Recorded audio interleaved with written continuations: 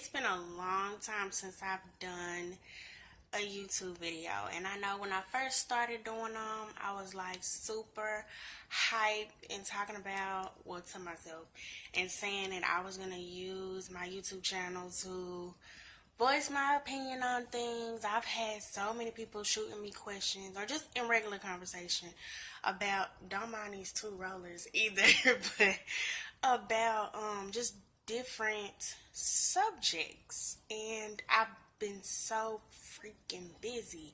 But I said I'm gonna find a minute to start back doing my videos because I have a few topics. I don't even know which one. You know what? I'm probably, because I got like today and I think most of tomorrow free. So I'm probably going to like just spit out a bunch of videos. So yeah. Okay, so trying to think which subject do I want to start with. Um,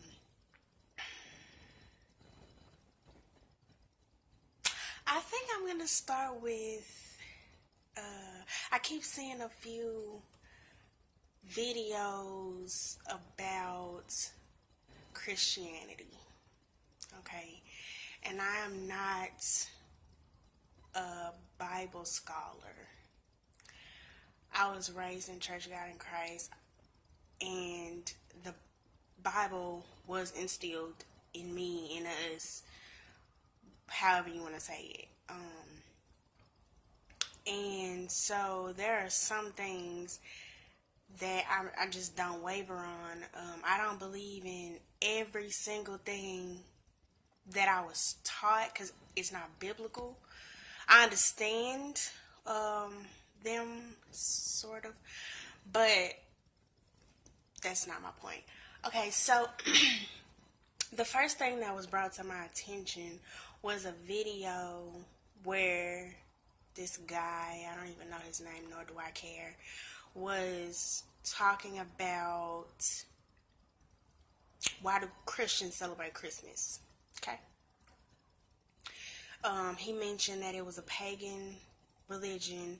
He mentioned that he started rambling about how Christians don't even know Jesus' real birthday. I just want to put a footnote and say that neither does he. But anyway, he also was talking about how some Christians don't even know that Jesus had siblings. I just want to raise my hand and say that I knew that he had siblings prior to his video. Okay, because that was taught to us in Sunday school that Jesus had siblings. Anyway, he was rambling, and I think the thing that stood out to me in that particular video the most, because if whether you celebrate Christmas or not, that's on you. I mean, you don't want to celebrate Christmas, be great. That doesn't make anyone less of a Christian because they do celebrate Christmas. Christmas is a day that people set out to acknowledge Jesus' birth. That is the point, sir. And he's not the only one, I'm quite sure, because I read a lot of comments on this video. The sad part for me, I think, is the people that are confused, or people who, because you're unsure, someone like that can persuade you a different way, and that part is the part that bothers me, that you can lean someone towards a negative standpoint on Christianity, or have someone who's maybe thinking about it and then they see something that you're saying, and of course it's making sense what you're saying, but just because you make sense doesn't make it right, or does not make you right, sir. So I really wish I could think of his name right now and I would like drop it, but I really can't. I'm sure a lot of you may have seen this video with this guy talking about Christians celebrating Christmas. But again, the thing that stood out to me the most was there's a section in this video. It's a small snippet, but it stood out to me. He said, he posed a question, why do Christians teach our children to worship God to pray to God. And he was showing pictures of children praying before bed, children in church with their hands lifted. Why do we teach our kids this? And he was saying how these kids are small, they're young, they don't really understand, they don't really know what's going on, and you're brainwashing them instead of letting them choose for themselves who they want to worship and who they want to whatever. Trying to think of how I want to answer that or respond to that. It's not really an answer because I feel like that's self-explanatory. Why we teach our children to worship God, to love God, who God is. No, they don't fully understand, but that's the point of us teaching them. The same reason why we send our kids to school and they learn how to read, write, how to do math. They don't automatically know that, but we teach it to them because we feel like they need to know. Yes? Okay, great. So it's the same thing with God. The Bible teaches us to train up a child in the way they should go, and when they're old, they will not depart from it. Me personally, I feel like I'm an example of that. My mother instilled that in me. Did I like it all the time? No. Did I like going to church what felt like every other day? No, not at all. But now, at the age that I am now, I am so appreciative because there are people that I know who either got the same teaching I got, didn't get the same teaching I got. I have a lot of people around me, and the thing is, not everybody is in the same place that I'm in. Not everybody has come to that I need God's standpoint. And for me, when I came to that point, what helped me is what I already knew. What helped me get closer to God is what my mother instilled in me. What helped me get closer to God was the fact that my mother lived a Christian life before me. I'm almost 30. I'm 29 years old. I have never, ever in my life heard my mother say not one cuss word. Did she have reason to cuss? Sure. Me and my little brother gave her plenty of reasons to get mad enough to curse. Have I ever seen her upset? Yes, of course I've seen her upset. Have I ever seen her drink, smoke? The things that she taught me were wrong. She lived that before me. She never portrayed that she was perfect. To us, she never tried to pretend like she never made a mistake. No, she didn't do that. What she taught us was that at the point in her life that she was at that moment, she was living all she knew how to please God. And that is what she showed us. That was the example that she showed us. No matter how tough things got at home, finances, living situation, car, whatever, my attitude, his attitude, no matter what we saw her go through, she still gave God his due glory. She still, well, whatever you say, Lord, because I know you see. These were the things that we witnessed. I saw. And it wasn't just my mother. My mother, she made an environment for us. Okay? So, there are people I grew up around that I witnessed them live this life that they taught us. When I went to their house, sometimes we were having Bible study. Sometimes, I would hear them talking about God. I saw these people outside of church and it didn't change. Now, when I grew up and became a grown-up, I started to see people who were at church saying one thing and then doing another. So I completely understand those of you who have experienced church hurt, because I have definitely experienced church hurt. I won't get into that, but I have definitely experienced church hurt. But I also know people who live exactly what they teach. They don't just live one way at church, and the minute they walk out the door, they flying off the handle, and you didn't even know they was just in church. I know people like that too. But the thing is, we have to have our own self relationship with God.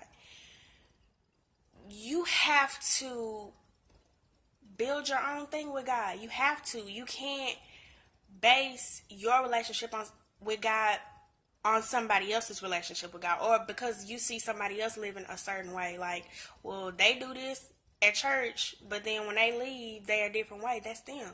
And that's something they're going to have to answer to. But you have to get to a point where you Figure it out for yourself. Study to show yourself approved. You have to want it, first of all. And that's something I say to anybody who asks me anything about Christianity or my walk with God. My first step was the desire to want to walk with God, to want to be close to Him. Because if you don't really want to, you're not going to. And that's just how that is. Christmas, no Christmas, church, no church, whatever you're doing, the first step is to want to live for God, to want to be close to God. So, I got a little off subject, but to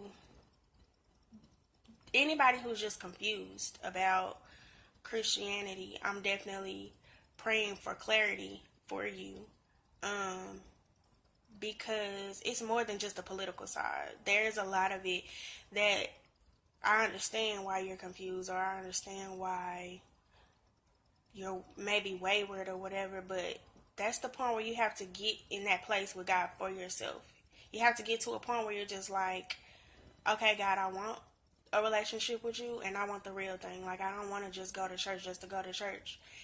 Because going to church means nothing if you don't have a relationship with God. I went to church for years, and I didn't actually build a real relationship with God until 2 years ago.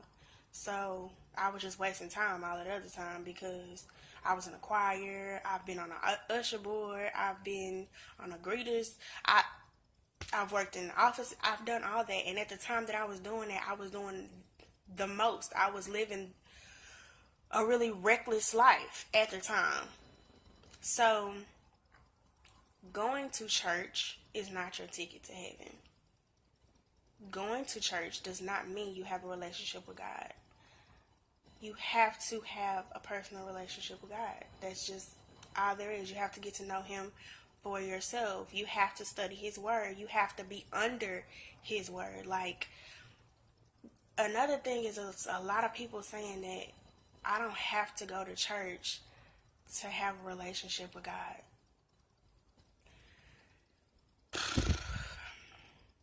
No, you don't have to go to church to have a relationship with God. But, the Bible does tell us to go assemble ourselves together in church, and that's what it's talking about, us going to church. And church is not necessarily what makes your relationship with God, it's just what builds on your relationship with God. Because whatever you're feeding yourself, which going to church is supposed to be you getting a word from God. So you hearing the preacher preach to you, you hear encouraging songs, you're around like-minded people, that's feeding your soul. That's feeding into the habit that you're supposed to be building, the habit of living for God. Church is not the equivalent of salvation. Your walk, your daily walk, how you live your life every single day, that's your relationship. That is the example of your relationship with God. When you change as a person because you're praying more, you're reading His Word more, you're asking Him for an understanding when you read, you're wanting to do and live the way that God wants you to live, you're changing the way you talk, you're changing the places you go. Those are just things that happen when you really, really get a relationship with God. You don't want to be the same. Like, the thing is, there has to be a change, though, about you. Like, you're not going to stay the same. When you really have a relationship with God, you're not going to stay the same. And I'm sure there are a lot of people that are going to disagree with me. And that's fine. That's fine if you feel like you're okay. If you feel like you're okay, I have nothing to say about that. I have nothing to say about that. But, and this is not just my opinion. This is just how it works. Like, when God comes into your life, you are not the same. You are just not the same. And it's not like a Sunday morning encounter. You want every day of your life to reflect that you now live for Him. You want every day of your life to be pleasing to him, because I find myself every day asking God to word my mouth. Don't let me say nothing that's contrary to your word. Don't let me say nothing that you're not going to be happy with. These are things I say every day, and it really helps me. I used to curse like a sailor, like for real, for real. And if I even almost cuss now, I just be like almost biting my tongue. Like, it offends me because I feel like I'm offending God. And that's when you're in right relationship. When you don't want to offend God, you don't want any of your actions to offend God, you don't want anything you say, do to offend God, then you're on the right path. But anyway, this video has gone a little longer than I intended. So